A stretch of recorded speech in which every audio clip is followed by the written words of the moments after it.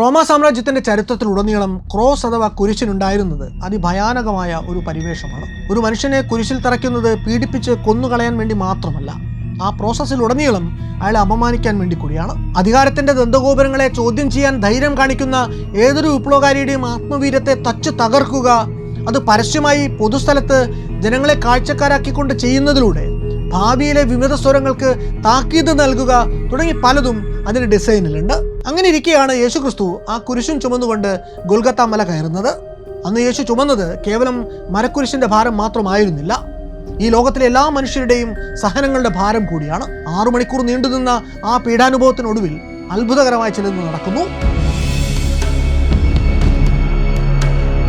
കൊടിയ പീഡനത്തിന്റെ ചിഹ്നമായ കുരിശ് പിന്നീട് അങ്ങോട്ട് പ്രപഞ്ചമുള്ളിടത്തോളം കാലത്തേക്ക് പരസ്പര സ്നേഹത്തിന്റെ, സഹിഷ്ണുതയുടെ, അനുകമ്പയുടെ പ്രതീകമായി മാറി.